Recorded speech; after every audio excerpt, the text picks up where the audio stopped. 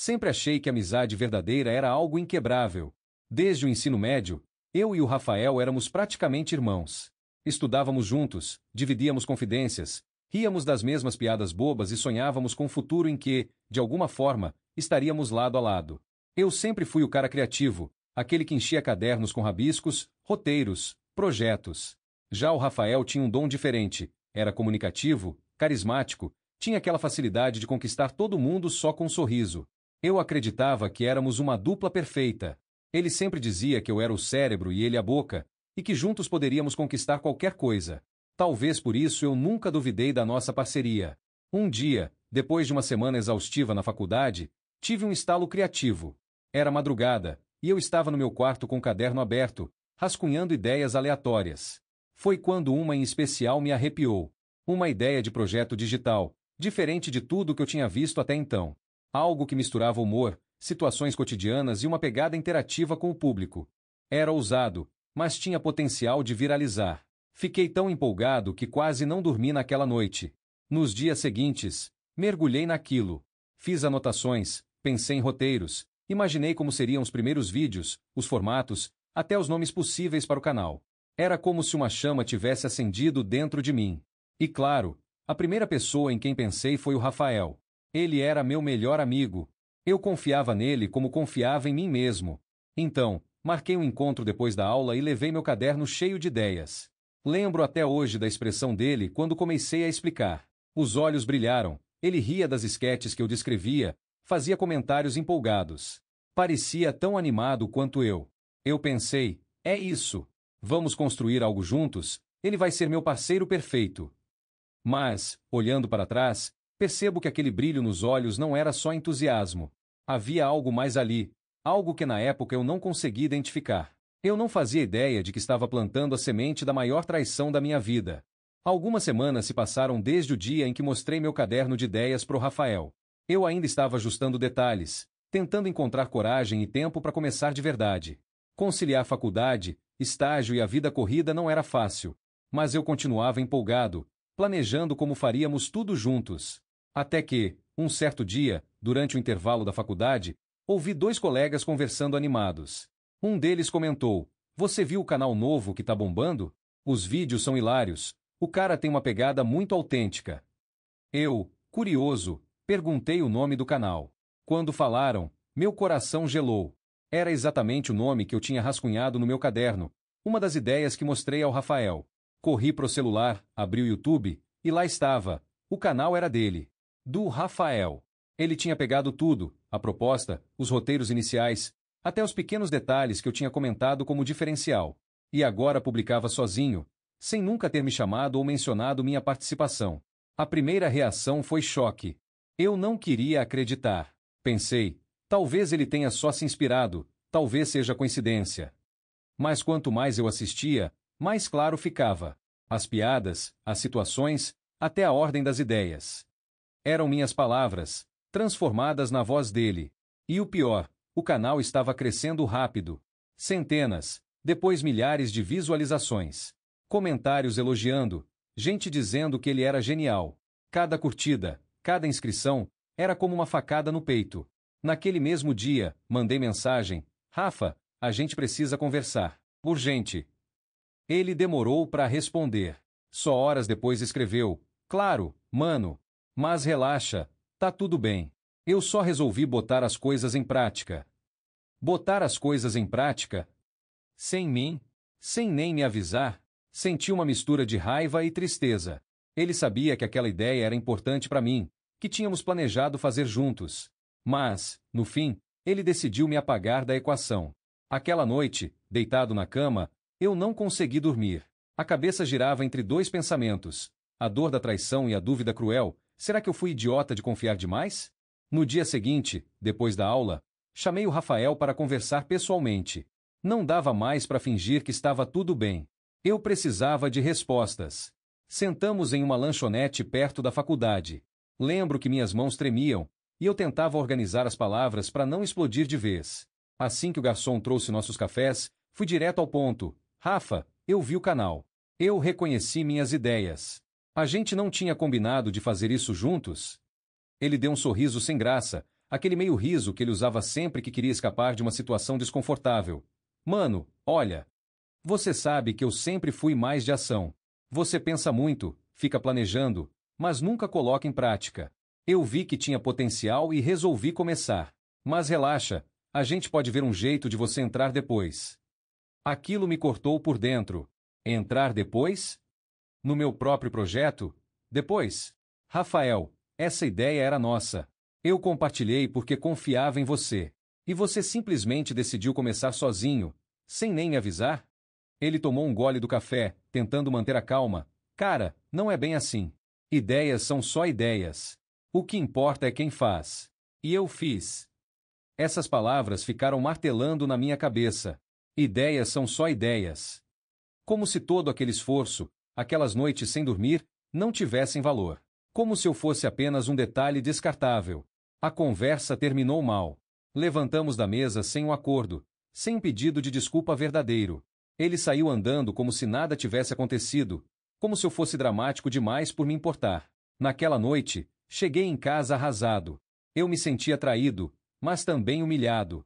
Parte de mim queria acreditar que, com o tempo, ele reconheceria o erro e me chamaria para participar. Mas, no fundo, outra parte já sabia. Aquele canal agora era só dele. E o pior de tudo é que, enquanto eu sofria em silêncio, o canal continuava crescendo. A cada novo vídeo, a cada novo seguidor, a distância entre nós aumentava. Ele estava ficando famoso. Eu estava ficando esquecido. Nas semanas seguintes, a explosão do canal do Rafael foi impossível de ignorar. Ele estava em todos os lugares, nos grupos da faculdade, nas conversas de amigos, até professores comentavam sobre os vídeos engraçados que estavam circulando. O Rafael tinha virado o cara do momento. Eu, por outro lado, me sentia cada vez menor. Era como assistir alguém viver um sonho que, na verdade, tinha nascido dentro de mim. Pior ainda, um sonho que eu tinha dividido com ele na confiança de que seria nosso. Lembro de um dia específico que me marcou. Estávamos na sala de aula e uma colega chegou animada. Vocês já viram? O Rafael tá quase batendo 100.000 inscritos. Imagina, 100.000. Ele vai receber aquela placa do YouTube. Que demais! Todos ao redor riram, aplaudiram, fizeram piadas sobre ele virar celebridade. E eu fiquei ali, quieto, tentando não deixar transparecer a tempestade dentro de mim. Era uma mistura de raiva, tristeza e inveja. Eu odiava sentir isso, mas era inevitável. Na internet, cada vídeo dele tinha milhares de visualizações. Os comentários eram só elogios. Você é um gênio, que criatividade incrível, você merece todo o sucesso do mundo. E eu lia tudo aquilo em silêncio, sabendo que as pessoas estavam elogiando uma criatividade que, em parte, tinha sido minha. Cheguei a escrever e apagar várias mensagens que quase mandei para ele. Algo entre um desabafo e um grito de socorro. Mas, no fim, nunca enviava. Eu tinha medo de parecer amargo, invejoso, de acabar virando o vilão da história. Então, eu calei. Engoli o choro, engoli a raiva, e continuei minha vida como se nada tivesse acontecido. Ia às aulas, cumpria meu estágio, fingia sorrir quando alguém falava do canal. Mas o silêncio me corroía por dentro. Às vezes, de madrugada, eu ficava vendo os vídeos dele em looping, tentando entender. Em que momento ele deixou de ser meu melhor amigo e virou alguém capaz de roubar minha ideia? E, apesar de tudo, havia uma parte de mim que ainda sentia falta dele. A amizade, as conversas, as risadas. Estavam todas soterradas pelo peso do sucesso que agora era só dele. Foi nesse ponto que comecei a perceber que a dor da traição não era só pela ideia em si, mas pelo que ela simbolizava. A perda de um amigo que eu acreditava ser para sempre. O silêncio me machucava, mas também me forçava a refletir. No fundo, eu sabia que ficar apenas assistindo o sucesso do Rafael estava me destruindo. Eu precisava escolher, ou continuava me consumindo de rancor, ou usava aquela dor como combustível para algo meu. Foi então que, numa noite de insônia, abri novamente meu caderno de ideias. Ele estava guardado no fundo da gaveta, meio empoeirado, cheio de anotações rabiscadas. Folheando aquelas páginas, percebi que ainda havia muito mais ali do que apenas a ideia que o Rafael tinha roubado. Eu tinha dezenas de projetos, histórias, formatos. Todos esperando para ver a luz do dia. Naquele momento, tomei uma decisão. Eu não ia deixar que a traição definisse quem eu era. Se ele tinha roubado uma ideia, eu criaria 100 outras. Eu tinha algo que ele nunca poderia roubar. A minha criatividade. Comecei devagar. Abri um perfil novo no TikTok e no YouTube, sem contar para quase ninguém. Gravei vídeos simples, só com o celular, falando sobre situações do cotidiano, misturando humor com reflexões. Não era perfeito, mas era meu. Cada postagem era uma pequena vitória contra a sensação de impotência que me dominava. Os primeiros vídeos não tiveram quase nenhuma visualização. 10, 15 views. Mas eu não desisti. Continuei postando, ajustando, aprendendo. E, com o tempo, algo começou a mudar. Comentários positivos surgiram, pessoas dizendo que se identificavam comigo, que riam dos meus relatos, que queriam mais. Enquanto isso, o Rafael crescia cada vez mais. Agora ele já aparecia em podcasts, dava entrevistas, era chamado de gênio da internet. Mas, estranhamente, isso já não me feria tanto. Porque, pela primeira vez em meses, eu sentia que estava construindo algo meu, de verdade. E aí aconteceu algo inesperado. Um vídeo meu viralizou. Era sobre um tema bobo, uma situação engraçada da faculdade. Mas bateu milhões de visualizações em poucos dias. Do nada, eu estava no radar. Pessoas me seguindo, pedindo mais conteúdo, compartilhando minhas ideias. Naquele instante, percebi, o jogo ainda não estava perdido. Talvez eu tivesse perdido um amigo, mas não tinha perdido a mim mesmo. Só que eu não imaginava que esse meu crescimento acabaria reacendendo algo no Rafael, e que isso traria a maior reviravolta de todas. Quando meu vídeo viralizou, não demorou muito para o Rafael perceber. Eu sabia que ele tinha visto porque, alguns dias depois, recebi uma mensagem dele. Era curta, mas carregada de ironia, então agora resolveu me copiar? Fiquei alguns minutos encarando aquela mensagem. Eu? Copiar? A ironia era quase insuportável. Respirei fundo e respondi: Rafael, eu não copiei nada. Esse projeto é meu, essas ideias são minhas. A diferença é que agora eu estou fazendo do meu jeito. Ele não gostou. Marcou de me encontrar para esclarecer as coisas. Confesso que fui nervoso, mas também decidido. Eu não ia mais abaixar a cabeça. Nos encontramos na mesma lanchonete onde tínhamos discutido meses antes. A cena parecia um déjà vu, mas eu estava diferente agora.